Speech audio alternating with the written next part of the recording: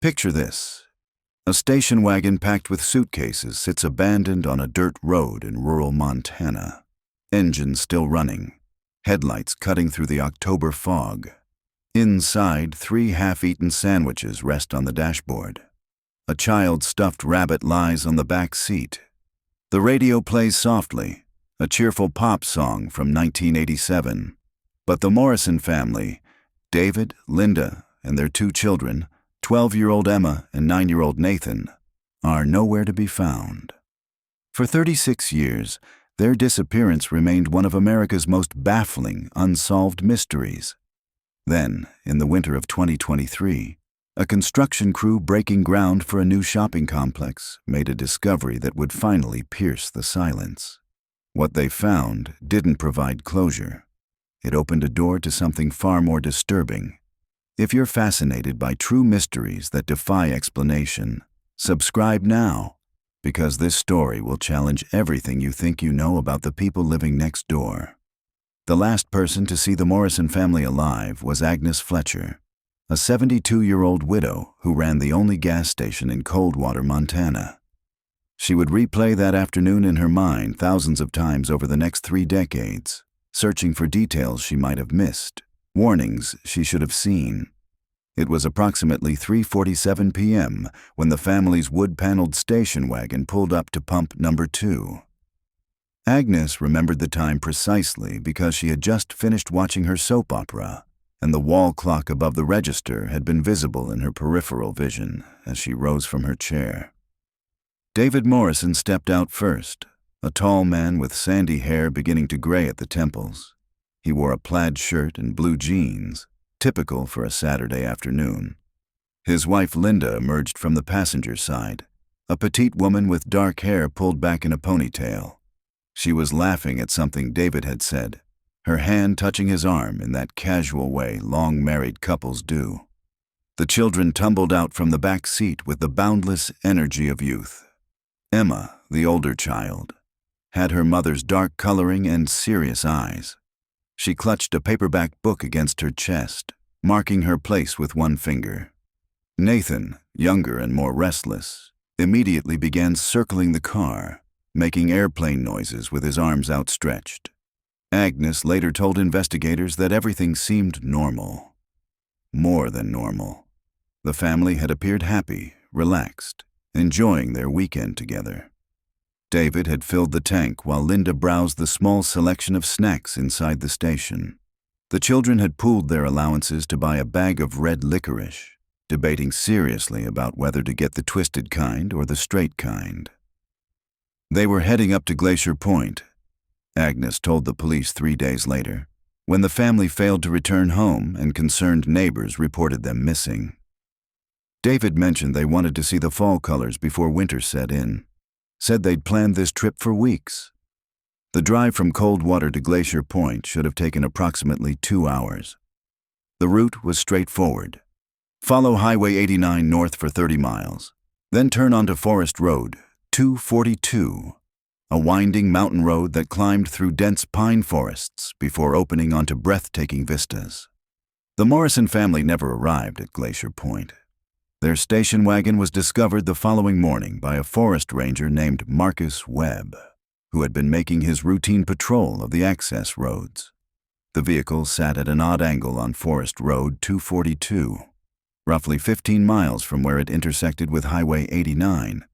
The driver's side door hung open, the keys dangled from the ignition, and the engine had run until the gas tank emptied sometime during the night.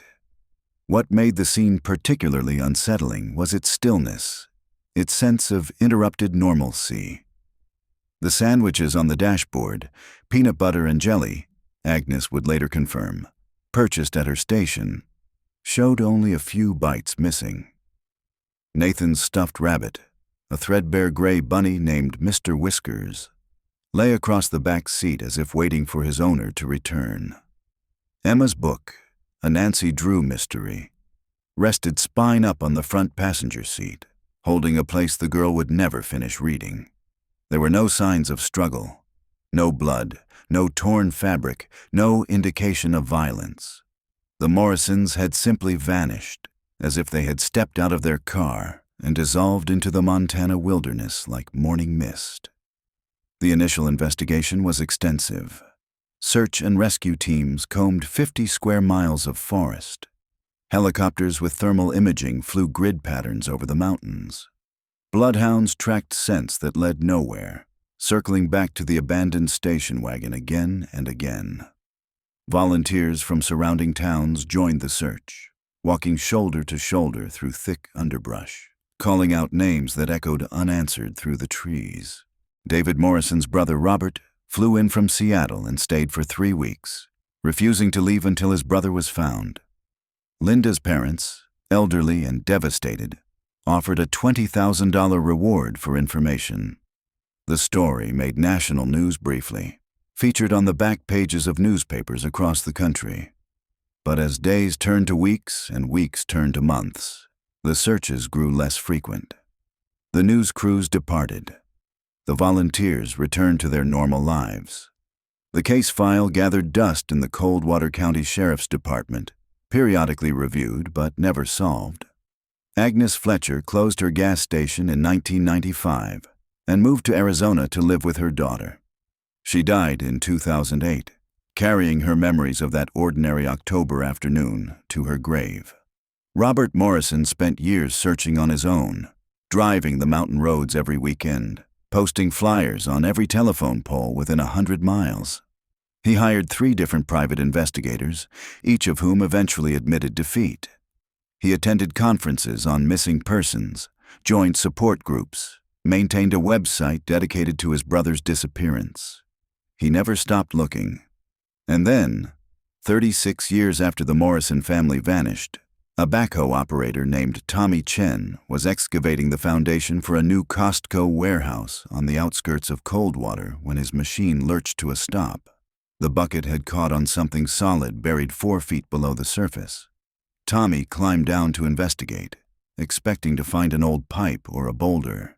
Instead, he found himself staring at what appeared to be concrete. A large slab that had been poured deliberately, professionally, decades ago. What lay beneath that concrete would finally answer the question of what happened to the Morrison family. But it would also raise new questions, far more disturbing than the original mystery. Detective Sarah Chen of the Montana State Police received the call at approximately 8:15 a.m. on a Tuesday morning in January 2023. She had been with the cold case unit for 6 years and had learned to recognize a certain tone in the voices of colleagues when something significant had been discovered. The dispatcher's voice carried that tone now, controlled, professional, but with an undercurrent of urgency that made Sarah immediately reach for her coat. The construction site sat on what had once been the outskirts of Coldwater, though suburban sprawl had gradually transformed the area over the decades. When Sarah arrived, yellow police tape already cordoned off a large section of the excavation site. 3 patrol cars blocked the entrance, and a cluster of construction workers stood in small groups, smoking cigarettes and speaking in low voices. Sheriff Tom Martinez met her at the perimeter. He was a large man in his late 50s, with a weathered face that reflected 30 years of Montana winters. Sarah had worked with him before and respected his steady demeanor and methodical approach to investigation. "Thanks for coming so quickly," he said, guiding her toward the excavation pit. "We haven't touched anything beyond the initial discovery. Wanted your unit here before we proceeded." Sarah nodded, her eyes already scanning the scene. The excavation pit was roughly 40 feet square and approximately 8 feet deep. At the center, clearly visible now that workers had carefully cleared away some of the surrounding dirt, was a concrete slab measuring about 12 feet by 15 feet. "How thick is it?" Sarah asked. "We're estimating between 8 and 12 inches, Martinez replied. "It's reinforced with rebar. This wasn't some amateur job. Whoever poured this knew what they were doing." They descended into the pit via a wooden ladder. Up close, the concrete showed the weathering of decades. Small cracks, discoloration, areas where water had seeped through and left mineral stains. But the slab itself remained intact, a silent testament to the skill of whoever had created it. What was here before the construction started? Sarah asked, pulling out her notebook. Martinez consulted his own notes. According to county records, this was part of a larger property owned by a man named Harold Vickers from 1982 until his death in 2019. The property included a house about 200 yards from here, which was demolished in 2021. Vickers ran a small construction business.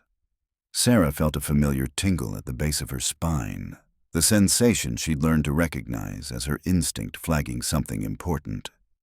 A construction business, so he would have had access to concrete, rebar, heavy equipment.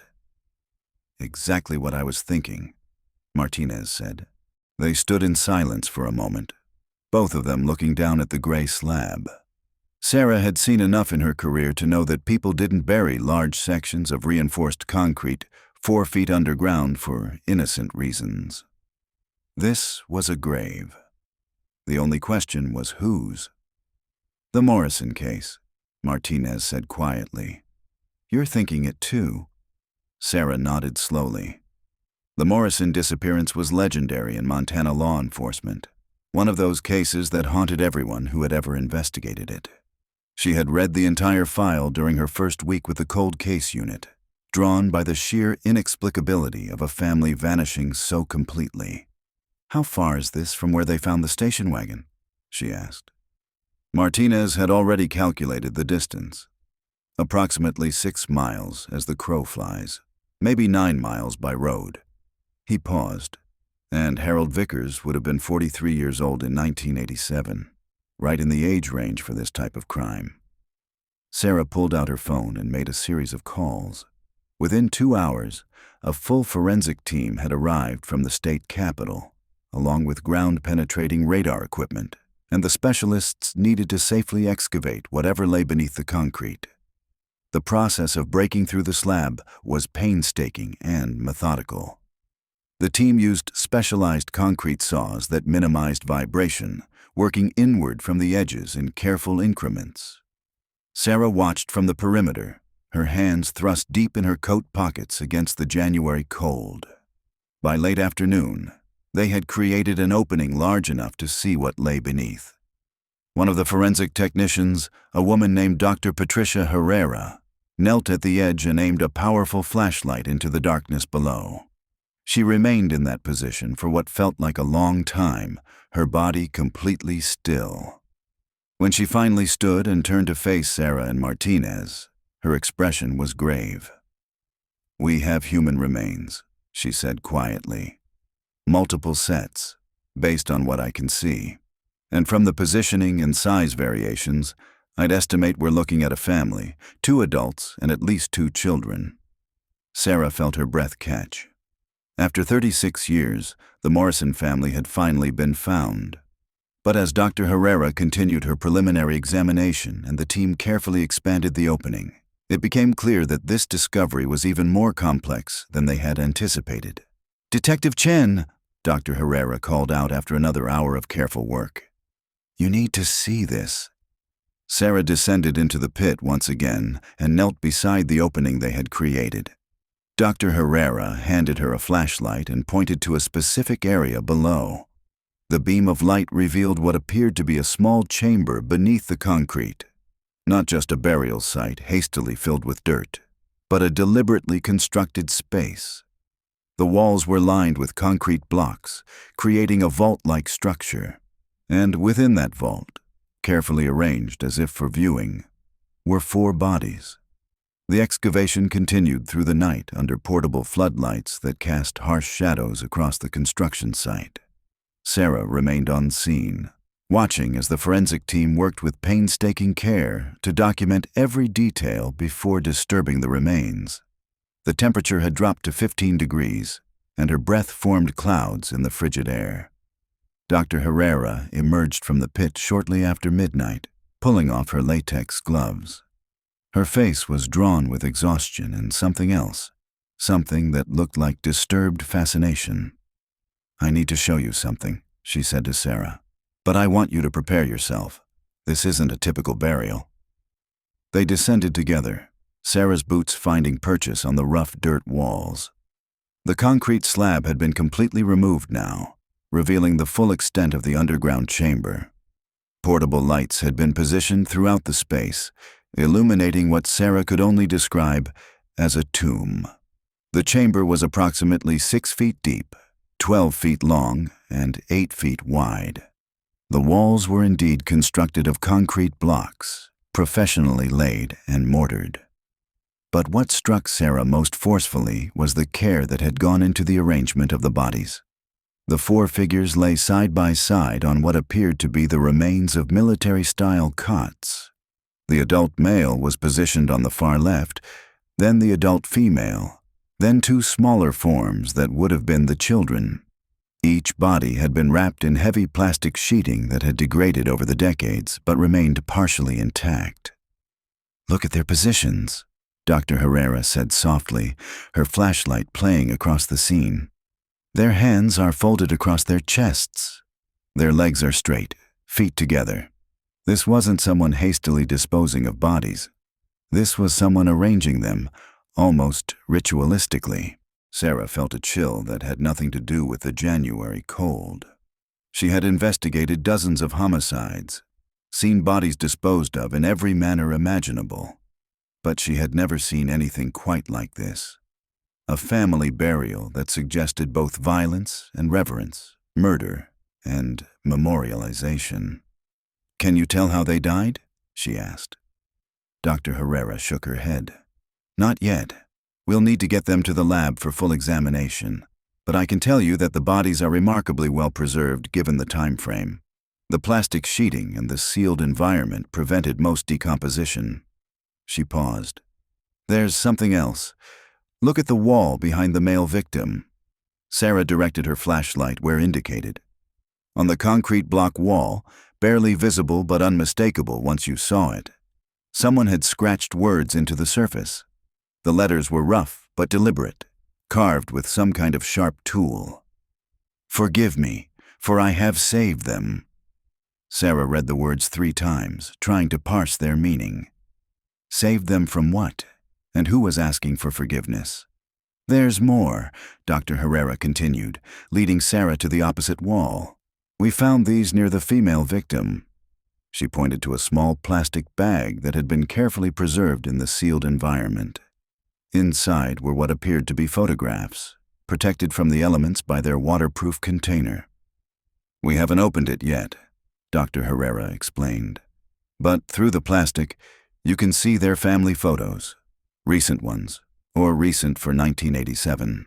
There's one that shows all 4 of them at what looks like a birthday party." Sarah stared at the bag, her mind working through the implications.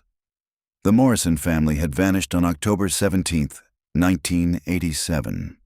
These photographs, if they were indeed recent at the time of burial, suggested the family had been alive long enough after their disappearance to celebrate at least one more event together. She climbed out of the chamber and found Sheriff Martinez speaking with one of his deputies. "Tom, we need to track down everything we can find on Harold Vickers. I want to know where he was on October 17th, 1987, and every day after that for at least 6 months. I want to know about his construction business, his clients, his employees. Everything." Martinez nodded. "Already started the process. But Sarah, there's something you should know." He gestured for her to follow him away from the cluster of officers and technicians. When they were out of earshot, he continued in a low voice. "Harold Vickers didn't just run a construction business. According to the preliminary background we've pulled, he was also a licensed contractor who did a lot of work for the county, including work on the Sheriff's Department building in 1986. Sarah felt her stomach tighten. He had connections to law enforcement. More than that, Martinez said grimly. "I called our records department to pull his file. Turns out Vickers did contract work all over the county in the 80s and 90s. Schools, government buildings, private homes. He was well respected, considered reliable, and trustworthy." He paused, and in March of 1988, 5 months after the Morrison family disappeared, he did renovation work on the Coldwater County Sheriff's evidence room. The implications hung between them like a physical presence. If Harold Vickers had been responsible for the Morrison family's disappearance, he had enjoyed unfettered access to the very building where evidence about their case was stored. He could have monitored the investigation, known exactly what leads the police were pursuing, what evidence they had or didn't have. Sarah pulled out her phone and began making calls. The Morrison case had just become active again, and she needed to assemble a full team. But as she waited for the first call to connect, her eyes drifted back to the excavation pit, to the carefully constructed tomb that had hidden its secrets for 36 years. The words scratched into the wall echoed in her mind. "Forgive me, for I have saved them." Saved them from what? The question gnawed at her. And more disturbingly, if Harold Vickers had believed he was saving the Morrison family by sealing them in a concrete tomb, what had he been saving them from? By dawn, the excavation site had been secured and the bodies carefully removed for transport to the State Forensic Laboratory. Sarah had been awake for nearly 24 hours, running on coffee and adrenaline. She stood at the edge of the now empty pit, looking down at the concrete chamber that had held the Morrison family for more than 3 decades. Sheriff Martinez approached, carrying 2 fresh cups of coffee. He handed one to Sarah, and they stood in companionable silence for a moment, both of them exhausted and troubled by what they had discovered. The medical examiner's preliminary assessment suggests they died within days of their disappearance, Martinez said. Dr. Herrera found evidence of blunt force trauma on the adult male's skull, but she says it wasn't necessarily fatal. She won't commit to cause of death until she completes full autopsies. Sarah nodded, warming her hands on the coffee cup. What about identification? Can we confirm these are the Morrisons? Dental records are being pulled now, but based on the physical descriptions, heights, ages, the clothing fragments that survived, Dr. Herrera is confident. She said the female victim was wearing a wedding ring that matches the description in the missing persons report. And one of the children had a stuffed animal with them, a gray rabbit. "Mr. Whiskers," Sarah said softly, remembering the detail from the case file. "Nathan Morrison's stuffed rabbit was in the station wagon when they found it. So how did it end up in the burial chamber?" It was a small detail. But Sarah had learned long ago that small details were often the threads that unraveled entire cases. Someone had retrieved that stuffed rabbit from the abandoned car and placed it with Nathan's body. Someone who either cared about the boy's comfort, even in death, or who was creating a specific tableau for reasons they didn't yet understand. "I've been thinking about that message on the wall," Martinez said. "Forgive me, for I have saved them. What do you think it means?" Sarah had been pondering the same question through the long night. "I think Harold Vickers believed he was protecting them from something, or someone. But whether that's a genuine belief or the rationalization of a killer, we won't know until we learn more about him." Her phone buzzed with an incoming message. She glanced at the screen and felt her pulse quicken. The background team found something. Harold Vickers had a brother named Leonard Vickers who lived in Coldwater in the 1980s. She scrolled through the message. Leonard died in a car accident in January 1988, about 3 months after the Morrison disappearance. And according to the accident report, he was driving under the influence, ran off the road up near Glacier Point. Martinez frowned. Near where the Morrison station wagon was found. "Near enough to be interesting," Sarah agreed. She continued reading. Leonard Vickers had a criminal record. Multiple arrests for assault. 1 conviction for attempted kidnapping in 1979. He served 3 years and was released in 1982. She looked up at Martinez. 5 years before the Morrisons disappeared. The pieces were beginning to form a picture, though Sarah couldn't yet see the full image. 2 brothers, one respected and successful, the other troubled and violent. A family that vanished on a mountain road. A carefully constructed tomb, and a message that suggested salvation rather than murder. "We need to find out everything about Leonard Vickers," Sarah said. "Where he lived, who he associated with, what he was doing in October 1987, and we need to understand the relationship between the 2 brothers." Martinez was already on his radio, dispatching officers to begin tracking down records and potential witnesses. Sarah finished her coffee and made her way toward her car, her mind racing with questions and theories. The sun was rising over the Montana mountains, painting the sky in shades of orange and pink. Somewhere in Coldwater, there were people who had known Harold Vickers, perhaps even his brother Leonard. There were records to examine, evidence to analyze, interviews to conduct. After 36 years, the Morrison family was finally speaking from their grave. Sarah was determined to hear what they had to say. Robert Morrison received the call at 6:47 a.m. Pacific time. He had been awake for hours already, as was his habit now in his late 60s. Sleep had become elusive over the years, his mind too crowded with memories and unanswered questions to allow for proper rest. When his phone rang with a Montana area code, his hand trembled slightly as he reached for it. Detective Sarah Chen introduced herself professionally, her voice carrying both authority and compassion. She asked if he was sitting down, and Robert felt his heart begin to hammer against his ribs. After 36 years of searching, of hoping against diminishing hope, he knew what this call meant even before she said the words. "Mr. Morrison, we found your brother's family." Robert made arrangements to fly to Montana that same day. Sarah offered to have someone meet him at the airport, but he declined. He needed time alone to process this, to prepare himself for whatever came next. During the 5-hour journey from Seattle to Billings, then the drive to Coldwater, he found himself remembering the last conversation he'd had with David. It had been a Tuesday evening, October 13th, 1987.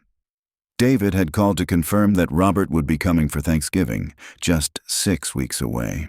They had talked about the usual things: work, family, the Seahawks' disappointing season. David had mentioned the weekend trip to Glacier Point, how excited the kids were about seeing the fall colors. His voice had been light, happy, full of plans for a future that would never arrive. Robert had replayed that conversation thousands of times, searching for any hint of concern, any shadow that might have presaged what was coming. But there had been nothing. Just his brother's familiar voice, warm and alive, making plans that death would erase. Sarah met him at the Coldwater County Sheriff's Department at 3:30 p.m. She was younger than he'd expected from her voice, perhaps early 40s, with observant eyes that seemed to measure and catalog everything they saw. She led him to a small conference room where Sheriff Martinez waited with coffee and boxes of tissues that Robert suspected he would need. "I want to be direct with you, Mr. Morrison," Sarah began once they were seated. "We found your brother's family yesterday at a construction site on the outskirts of town. They were buried in a deliberately constructed underground chamber, sealed beneath concrete. Based on preliminary examination, we believe they died within a few days of their disappearance in October 1987. Robert had prepared himself for this news, had imagined this moment for decades, yet hearing it spoken aloud still felt like a physical blow. He gripped the edge of the table, his knuckles whitening. "How did they die?" he asked, his voice rough. Sarah exchanged a glance with Martinez before responding. "The medical examiner is still conducting autopsies, but we can tell you that they were found together, arranged peacefully.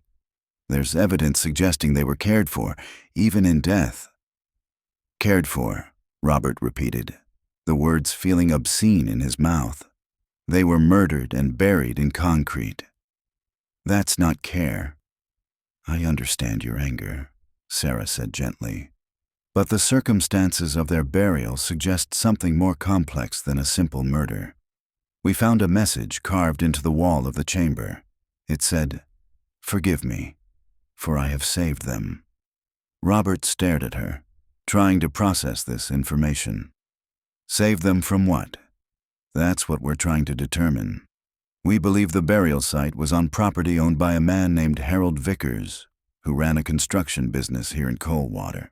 He died in 2019, so we can't question him directly, but we're investigating his background and his potential connection to your brother's family." Martinez leaned forward. "Mr. Morrison, Did your brother ever mention anyone named Harold Vickers? Or Leonard Vickers? Leonard was Harold's brother. Robert searched his memory, but the names meant nothing to him. No. Should they? Leonard Vickers had a criminal record including attempted kidnapping, Sarah explained.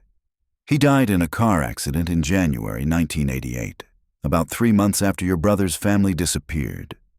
The accident occurred near Glacier Point, not far from where your brother's station wagon was found.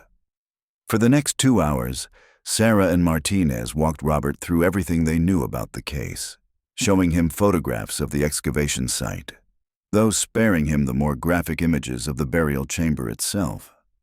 They asked detailed questions about David's life, his work as an accountant, Linda's job as a teacher, the children's routines and friendships. Robert answered as best he could, but 36 years had eroded many of the details. He remembered the broad strokes: David's dedication to his family, Linda's warmth and humor, Emma's bookishness, Nathan's boundless energy. But the small details that might have proved significant had faded with time. "There's something I need to tell you," Robert said finally, his voice heavy with a confession he had carried for decades. "Something I've never told anyone because I thought it didn't matter. But now, I don't know." Sarah's attention sharpened. "Go on." "About 2 weeks before David disappeared, he called me late at night. It was unusual because we didn't usually talk that late, and I could tell something was bothering him. He said that someone had been watching their house." Martinez pulled out a notebook. "Watching the house how?" David said he'd noticed the same car parked on their street several times over the course of a week. A blue sedan, maybe a Dodge, he wasn't sure. It would be there in the morning when he left for work, and sometimes in the evening when he came home.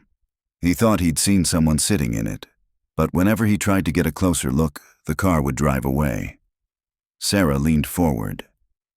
"Did he report it to the police?" Robert shook his head, shame coloring his voice. "I told him he was being paranoid. I said it was probably just someone visiting a neighbor, that he was overreacting. He laughed and agreed with me, said Linda had said the same thing. We joked about it, and that was the end of the conversation." His voice cracked. "If I had taken him seriously, if I had encouraged him to file a report or be more careful—" "Mr. Morrison," Sarah interrupted firmly, "you couldn't have known. And even if a report had been filed, there's no guarantee it would have changed anything." But Robert could see in her eyes that this information was significant. Someone had been watching the Morrison house in the weeks before they disappeared. Someone who may have been planning what would happen on that October afternoon. After Robert left to check into his hotel, Sarah and Martinez remained in the conference room, reviewing their notes. "A blue sedan," Martinez said thoughtfully. "Leonard Vickers owned a 1984 Dodge Aries." Blue. Sarah felt the familiar tingle of pieces clicking into place. "We need to find out everything about Leonard Vickers' activities in September and October of 1987. Where he worked, who he associated with, why he might have been watching the Morrison family." Martinez was already making calls. Within an hour, they had assembled a small team of officers to begin reconstructing Leonard Vickers' final months. Sarah spent the rest of the evening in the department's records room, pulling dusty file boxes that contained documents from the original Morrison investigation.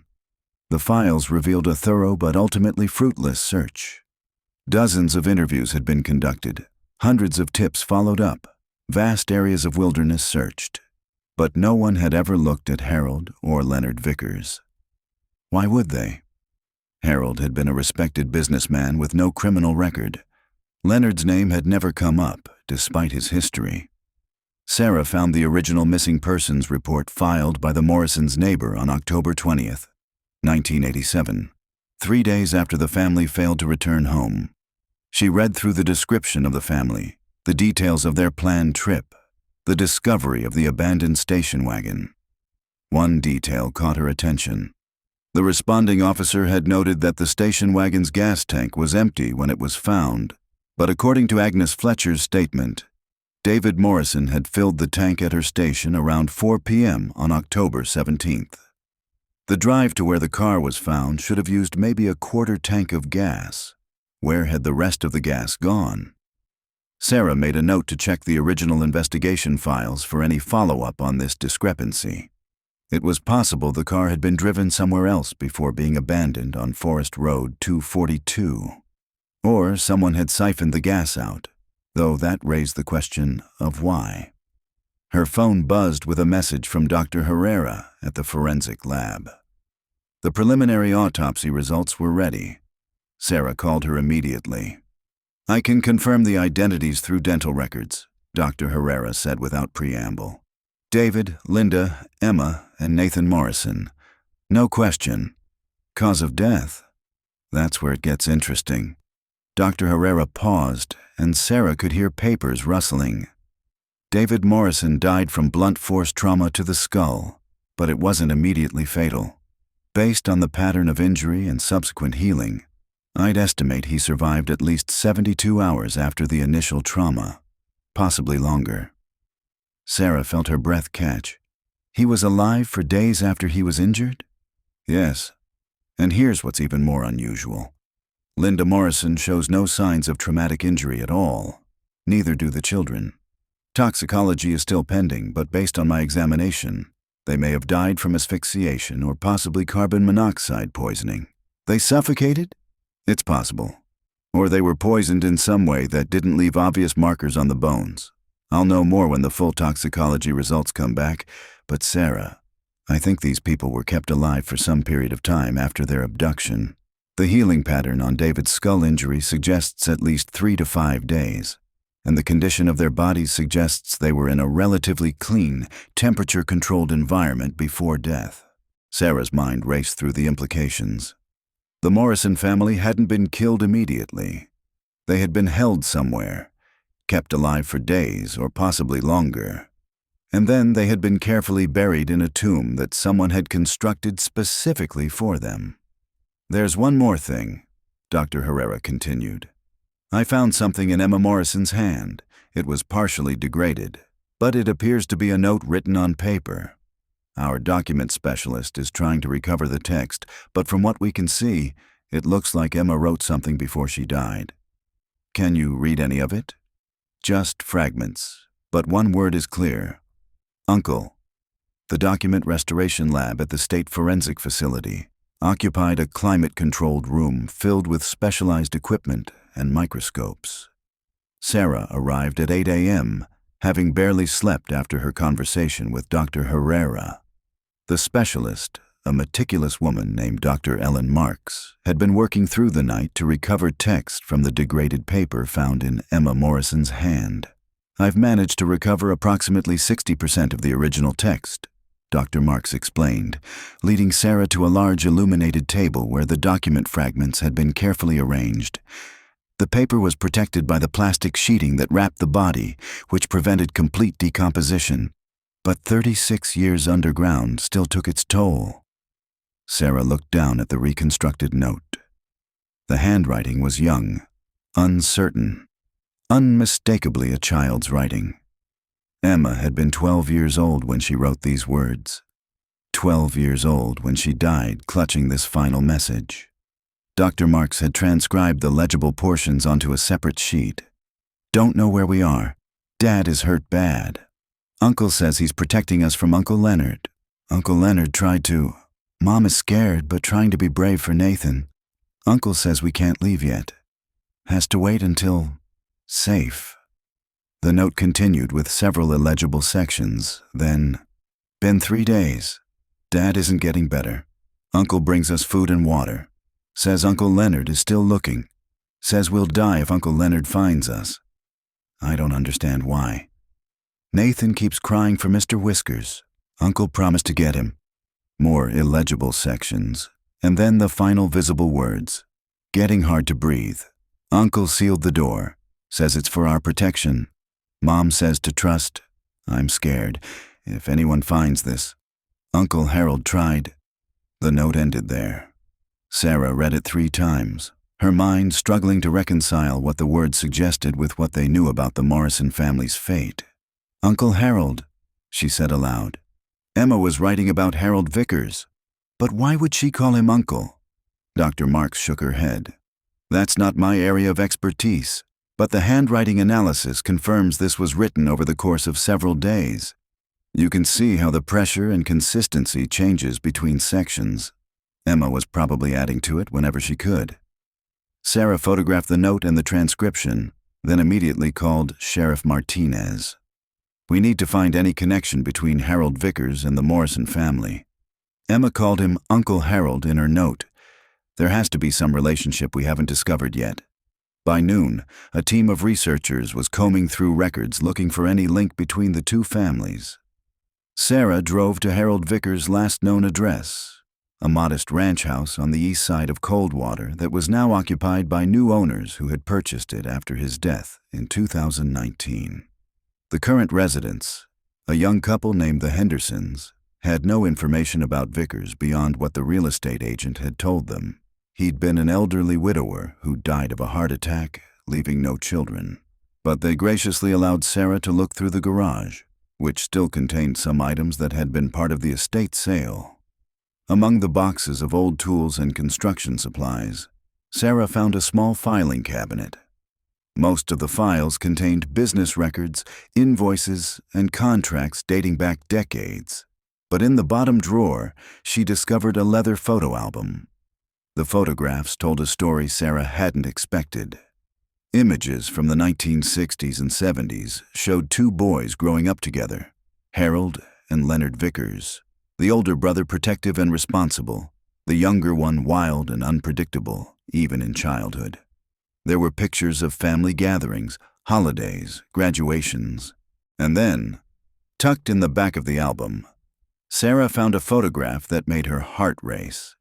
It showed a young Harold Vickers, probably in his mid-20s, standing next to a woman at what appeared to be a wedding.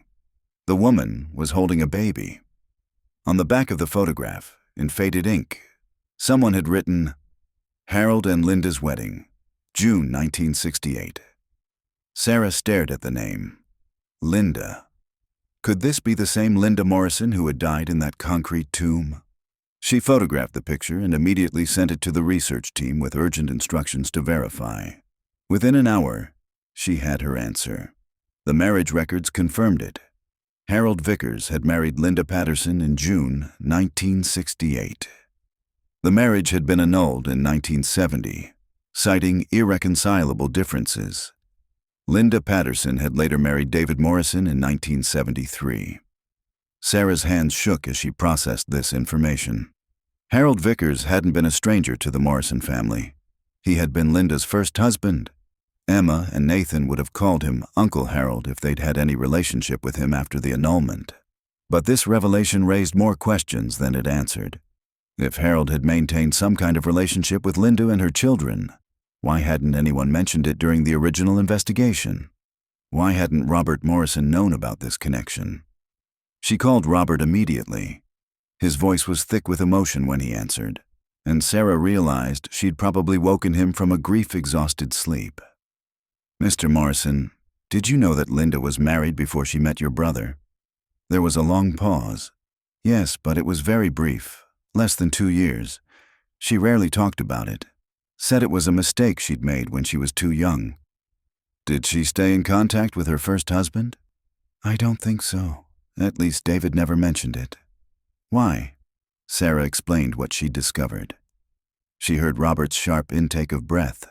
Harold Vickers was Linda's first husband? But that means... He stopped, unable to complete the thought. It means Emma's note makes more sense, Sarah finished for him. Harold wasn't a stranger who kidnapped them. He was someone they knew. Someone Emma trusted enough to call Uncle Harold. Someone Linda apparently trusted because, according to Emma's note, Linda told her daughter to trust him. But he killed them, Robert said, his voice breaking. He sealed them in that chamber and let them die. Emma's note suggests Harold believed he was protecting them from his brother Leonard, Sarah countered. She wrote that Leonard had tried something, that Leonard was still looking for them, that Harold said they would die if Leonard found them. So what happened? How did they end up dead in that tomb? It was the central question, and Sarah was beginning to form a theory, though she had no proof yet. I think something went wrong. Harold was hiding them from Leonard, keeping them in that underground chamber he'd built.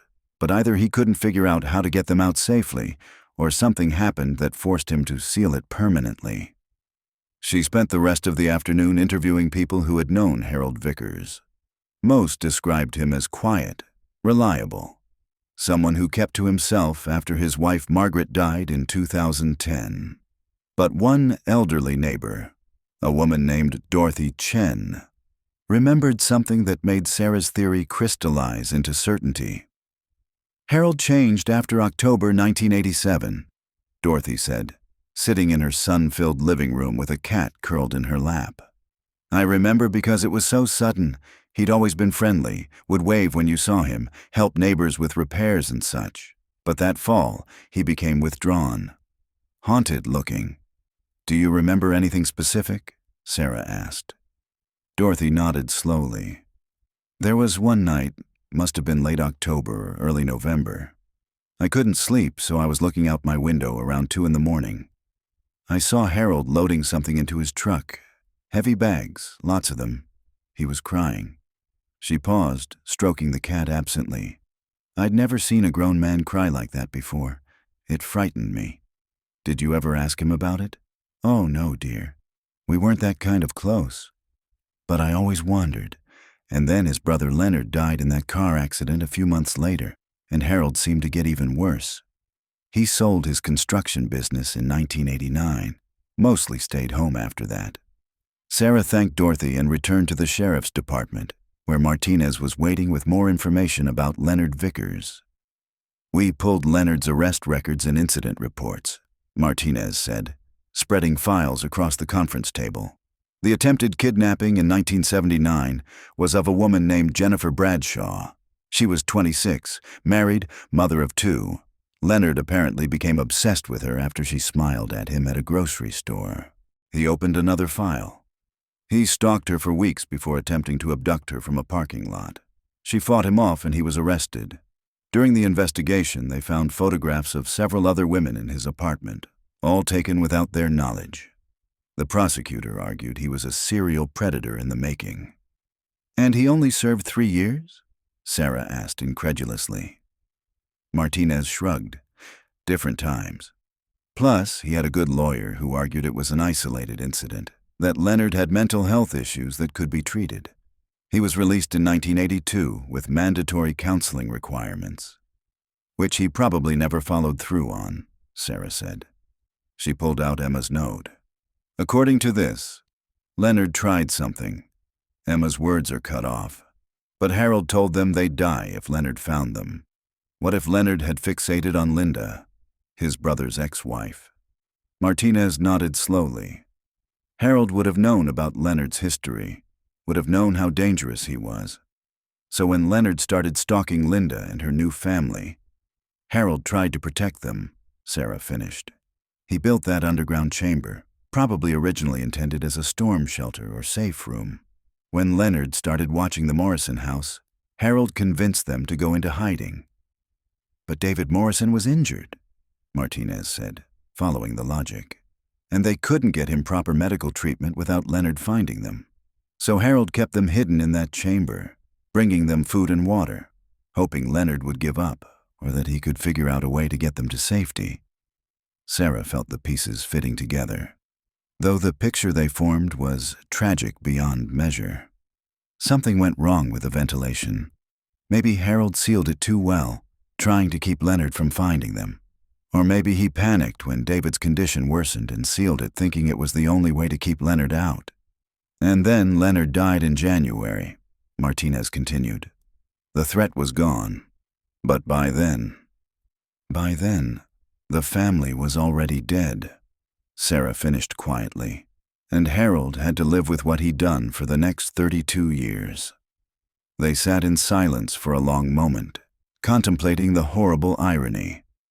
A man trying to save his ex-wife's family from his dangerous brother, only to become their killer through tragic miscalculation or accident.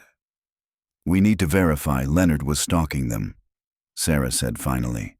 If we can find evidence that Leonard Vickers was the one watching the Morrison house, it will support this theory. Martinez stood. "I'll put the team on it. And Sarah, there's one more thing. We pulled Leonard's accident report from January 1988. The investigating officer noted that Leonard's blood alcohol level was .23, nearly 3 times the legal limit. But his car went off the road on a straight stretch in good weather conditions." Sarah met his eyes. "You think it wasn't an accident?" "I think Harold might have made sure his brother never hurt anyone again," Martinez said grimly. The Montana State Archives occupied a nondescript building in Helena, 3 hours from Coldwater. Sarah made the drive on a gray February morning, the landscape bleak with winter's grip. She had an appointment with the chief archivist, who had spent the previous week pulling every document related to Leonard Vickers that existed in the state's records. What she found painted a portrait of a man who had been dangerous long before his conviction for attempted kidnapping. School records from the 1950s showed a pattern of behavioral problems: fighting, truancy, allegations of cruelty to animals that were never substantiated.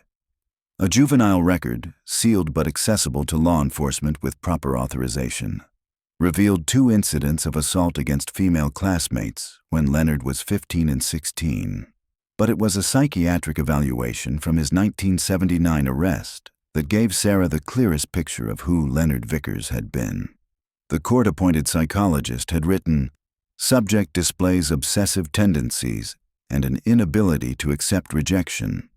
He constructs elaborate fantasies about women he perceives as having shown him attention and becomes hostile when reality contradicts these fantasies. Subject lacks empathy and shows signs of sadistic personality traits. Recommend extended incarceration and intensive treatment. Subject poses significant risk of reoffending." The recommendation for extended incarceration had been ignored. Leonard had served 3 years and been released with minimal supervision. The recommendation for extended incarceration had been ignored. Leonard had served 3 years and been released with minimal supervision. Sarah photographed every relevant page, then began the long drive back to Coldwater. Her phone rang as she crossed into Broadwater County. It was Martinez. "We found something," he said without preamble. "Remember that blue Dodge sedan Robert Morrison mentioned? We pulled vehicle registration records for Leonard Vickers. He owned a 1984 Dodge Aries, blue, from March 1986 until his death in January 1988. "Can we place that car near the Morrison house?" Sarah asked, her pulse quickening. "Better than that. We found a traffic citation. September 23, 1987, Leonard was ticketed for parking in a residential area for more than 4 hours. Guess what street?" "Maple Avenue," Sarah said. The Morrison family had lived at 847 Maple Avenue. The citation was issued at 2:15 p.m. by a patrol officer doing routine enforcement. Leonard paid the fine by mail and never contested it. The officer who issued the ticket retired in 2003, but I tracked him down in Arizona. He remembers the car because Leonard was sitting in it when he wrote the ticket, just watching a house down the street. Sarah felt the theory solidifying into fact. Leonard was stalking them. We can prove it now. There's more, Martinez continued. I had the team pull phone records for Harold Vickers from September and October 1987. On October 2nd, he called the Morrison residence. The call lasted 43 minutes. On October 9th, another call, 27 minutes. On October 16th, the day before they disappeared, Harold called 3 times. Sarah's mind raced. He was warning Linda, telling her about his brother, convincing her to let him help them. And she believed him because he'd been her husband once. She knew about Leonard's history, probably knew Harold was trying to protect them from him. When Sarah arrived back in Coldwater that evening, she found Robert Morrison waiting at the sheriff's department. He looked exhausted, his eyes red-rimmed from crying. Martinez had briefed him on the latest discoveries, and Robert was struggling to process the terrible irony of his brother's fate. David died trying to protect his family, Robert said, his voice hollow. And Harold died trying to do the same thing. They both failed. Sarah sat across from him, choosing her words carefully. Your brother didn't fail, Mr. Morrison. According to Emma's note, he survived for days with a serious head injury, kept his family calm and hopeful. He died fighting to keep them alive. And Harold? Robert asked. Do we know what happened? How they actually died? Sarah glanced at Martinez, who nodded permission for her to share what they'd learned. The toxicology results came back this afternoon. The family died from carbon monoxide poisoning. Dr. Herrera believes Harold was using a generator to provide power and ventilation to the underground chamber. Something went wrong. The generator malfunctioned or the ventilation system failed. The carbon monoxide built up in the sealed space. Was Harold there when it happened? We don't think so. Based on Emma's note, Harold would visit them regularly to bring supplies. We believe he arrived one day to find them already dead. That would explain what Dorothy Chen witnessed. Harold loading heavy bags into his truck in the middle of the night, crying. He was probably removing the generator and any evidence that could connect him to their deaths. Robert pressed his palms against his eyes. So it was an accident. A horrible, tragic accident. We believe so, Sarah said gently. Harold was trying to save them from his brother. He built that chamber as a hiding place, kept them supplied with food and water, retrieved Nathan's stuffed rabbit from the abandoned station wagon because he knew the boy would want it.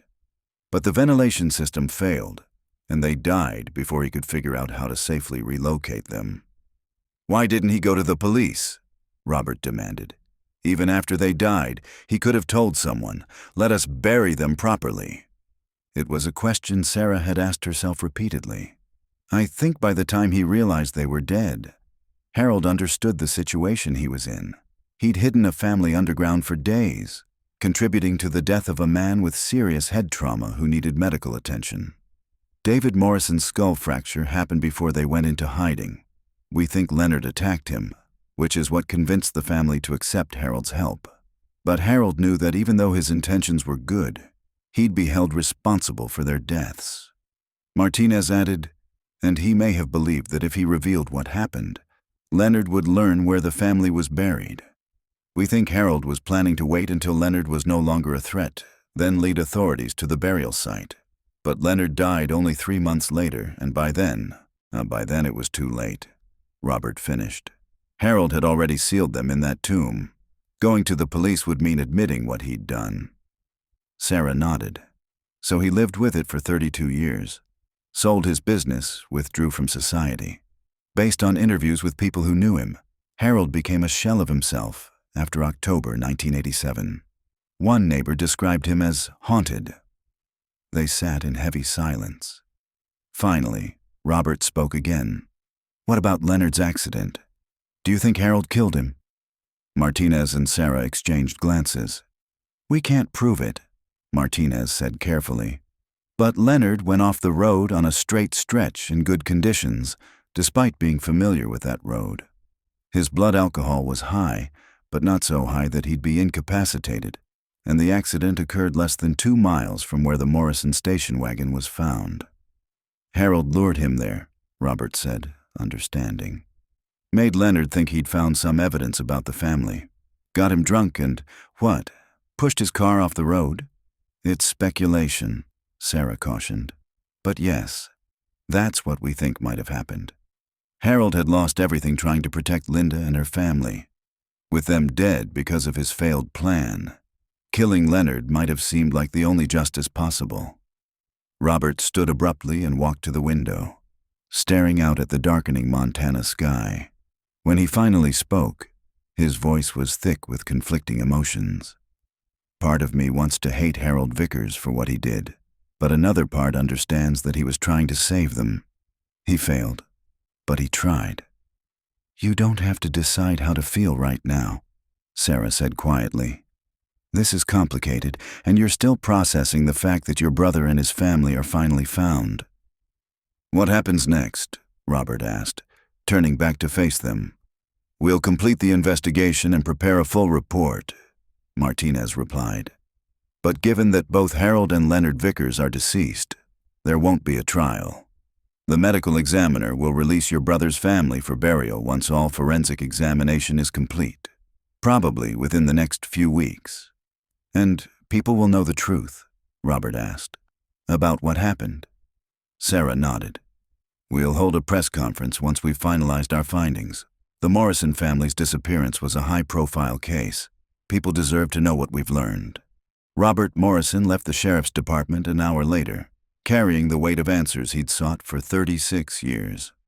Sarah watched him walk to his rental car, his shoulders bowed with grief and exhaustion. "Do you think we got it right?" Martinez asked, standing beside her at the window. Sarah considered the question carefully. "I think we got as close to the truth as we're going to get. We have physical evidence, documentation, and Emma's own words to support our theory. But there's no one left alive who can confirm exactly what happened in those final days. Harold took those secrets to his grave," Martinez observed. "Maybe that was his final act of protection," Sarah said, "keeping the full horror of what happened from ever being known." That night, Sarah returned to her hotel room and sat for a long time with Emma Morrison's note spread before her. The child's handwriting was a haunting artifact, each word a testament to her fear and hope and confusion during those final days underground. One phrase in particular kept drawing Sarah's attention. "Uncle says we'll die if Uncle Leonard finds us." Harold had been right. Leonard would have killed them if he'd found them. But in trying to prevent that outcome, Harold had created the very tragedy he'd sought to avoid.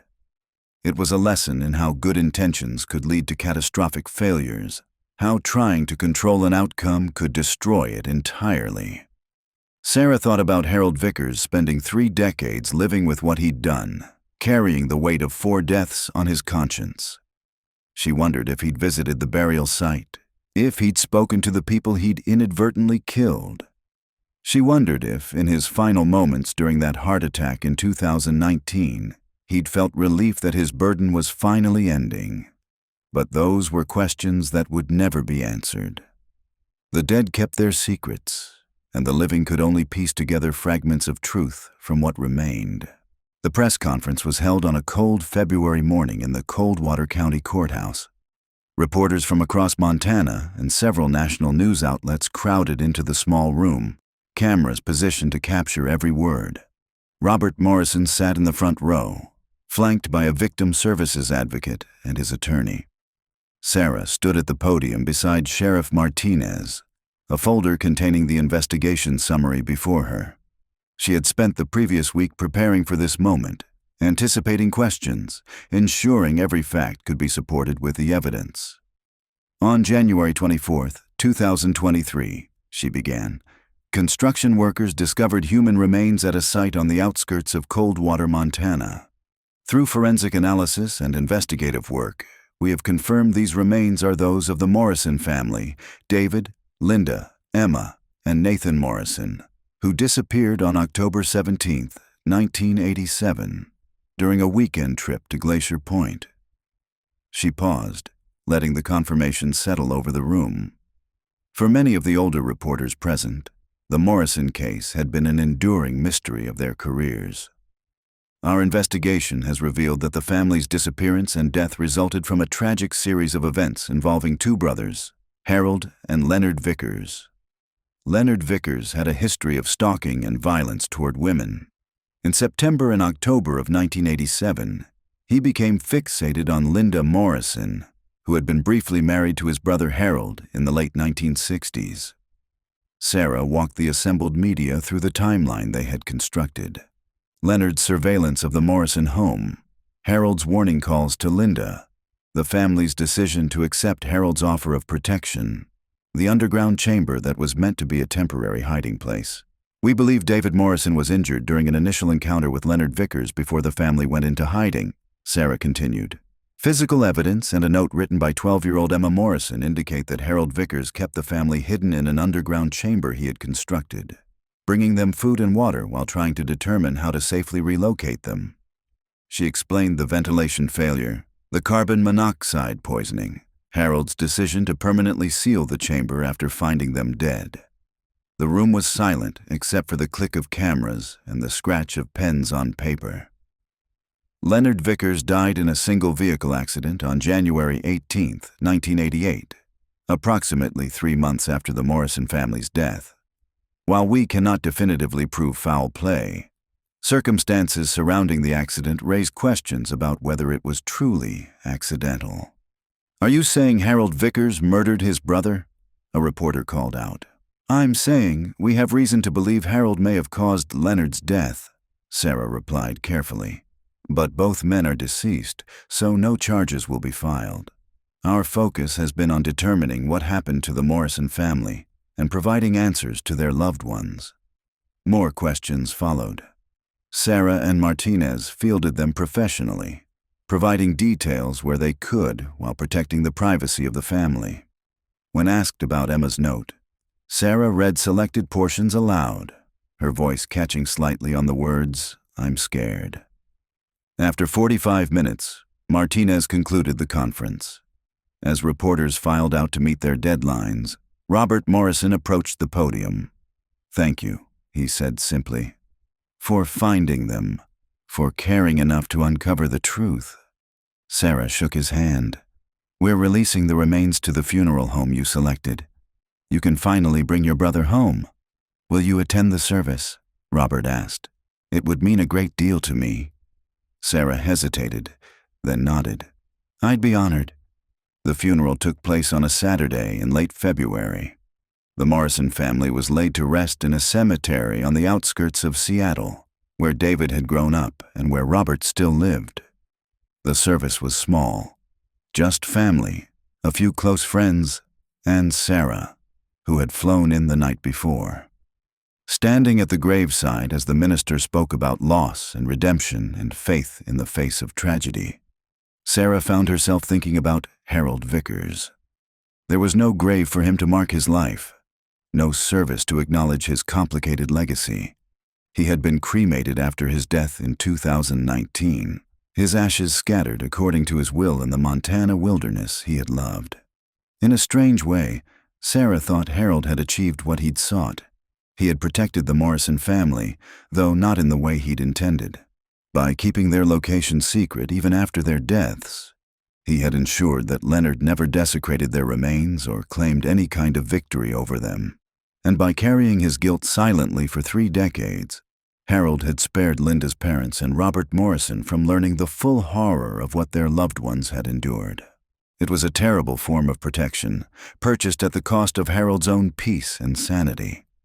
But perhaps, in his tormented mind, it had been the only penance available to him. After the service, Robert invited Sarah to join him and a few family members at a nearby restaurant. Over coffee and sandwiches that no one had much appetite for, they shared memories of David, Linda, Emma, and Nathan. Sarah listened to stories of birthday parties and family vacations, of Emma's love of mystery novels and Nathan's dream of becoming an astronaut. These were the details that mattered, Sarah realized. Not the manner of their deaths or the tragic circumstances that had led to them, but the lives they had lived, the love they had shared, the mark they had left on the people who had known them. "I've been thinking about something," Robert said as the gathering began to break up, "about Harold Vickers and what he tried to do." Sarah waited, knowing he needed to articulate whatever conclusion he'd reached. "I think I've decided to forgive him," Robert continued slowly. "Not for how it ended, but for trying. He saw his brother becoming dangerous, and he tried to protect people he cared about. That he failed doesn't change the fact that he tried. And he lived with that failure every day for the rest of his life. That seems like punishment enough." Sarah thought about Emma's note, about the phrase that had haunted her since she'd first read it. "Uncle Harold tried. I think that's a generous way to remember him," she said quietly. "It's the only way I can move forward," Robert replied. "Hate is too heavy to carry. I've been carrying the weight of not knowing for 36 years. I don't want to add hate to that burden." On the flight back to Montana, Sarah reflected on the Morrison case and what it had taught her about the complexity of human motivation. True crime stories were often presented in stark terms: good and evil, victim and perpetrator, justice and injustice. But the Morrison case existed in shades of gray, in the space between intention and outcome, between protection and destruction. Harold Vickers had been neither hero nor villain, but something more complicated. A man who had tried to prevent a tragedy and had instead caused one. His story was a reminder that good intentions were not enough, that acting from love or concern didn't guarantee positive results, that sometimes the harder you tried to control a situation, the more likely it was to spiral beyond your control. The case file would be closed, marked as solved despite the absence of anyone to prosecute. The Morrison family's name would be added to the list of missing persons found, their disappearance no longer a mystery but a tragedy with a known ending. But for Sarah, the case would remain open in another way.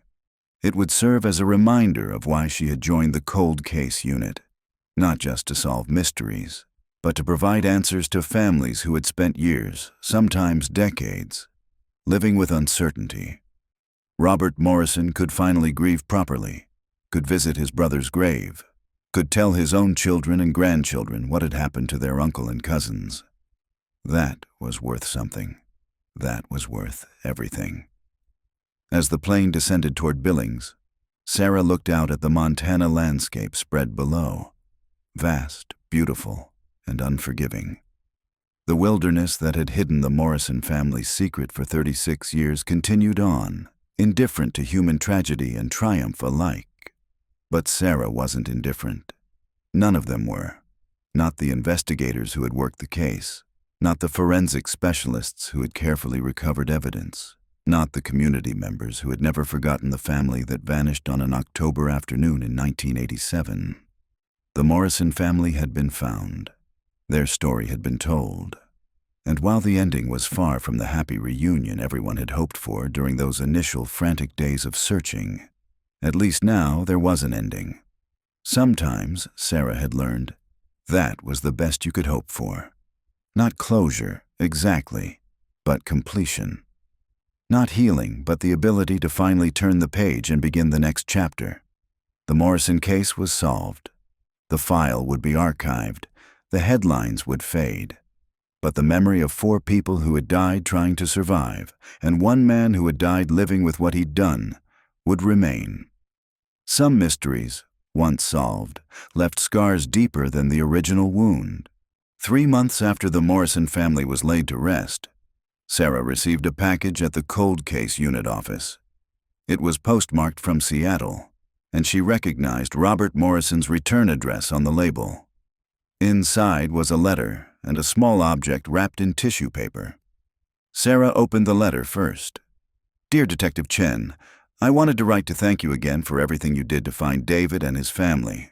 Knowing what happened, even though it's painful, is better than spending the rest of my life wondering. You gave me the gift of answers, and I'll be forever grateful. I've been going through some of David's belongings that I kept all these years, things I couldn't bring myself to discard even when it seemed hopeless that he'd ever be found. Among his papers, I discovered something I thought you might want to see. It's a letter David wrote to me but never sent. Dated October 15th, 1987, 2 days before he disappeared. I don't know why he didn't mail it. Maybe he planned to give it to me in person at Thanksgiving. Maybe he was still deciding whether to share what was troubling him. But reading it now, in light of what we know, it feels like David was trying to leave a warning, a record of what was happening. I thought you should have it for your files. It seems important that someone in law enforcement knows the full story." With deep gratitude, Robert Morrison Sarah carefully unfolded the enclosed letter, yellowed with age but still legible. David Morrison's handwriting was neat and precise, the writing of a man accustomed to dealing with numbers and accounts. "Dear Rob, I'm writing this late at night, unable to sleep because of something that's been weighing on me. Linda will think I'm being paranoid, and maybe I am, but I need to tell someone in case anything happens. Do you remember Linda mentioning her first husband, Harold? She rarely talks about that marriage. It was brief, and she's always said it was a mistake. But Harold contacted her about 3 weeks ago. He said he needed to warn her about something important. Apparently his brother Leonard has been released from prison and is living here in Montana. Harold was worried because Leonard has always been unstable, and Harold knew that Leonard blamed Linda for their marriage ending. It's complicated, and probably not even rational. But Harold says Leonard fixated on the idea that Linda stole Harold from him. Some twisted logic about how Leonard needed Harold's support, and Linda pulled Harold away. Harold called several times, becoming increasingly insistent that we needed to be careful. He said Leonard had been asking about Linda, trying to find out where she lived. Harold offered to help us if we felt unsafe. At first, Linda and I dismissed it. It sounded paranoid, like Harold was exaggerating a threat that didn't exist. But then I started noticing a blue car parked on our street. The same car, multiple times over the past 2 weeks. And Linda mentioned that she'd seen someone watching her at the grocery store, a man who seemed familiar, but she couldn't place him. Yesterday, Harold called again. He was more urgent this time, almost desperate. He said Leonard knows where we live and has been watching the house. He said Leonard's done this before, that he stalks women and becomes violent when confronted. Harold begged us to let him help, said he has a place where we could stay until Leonard loses interest, or until Harold can convince him to leave town. Linda wants to trust Harold. She says that despite their marriage not working out, he was never violent or unstable, just not the right match for her. She thinks his concern is genuine and we should take it seriously. I'm less certain. Part of me thinks we should go to the police.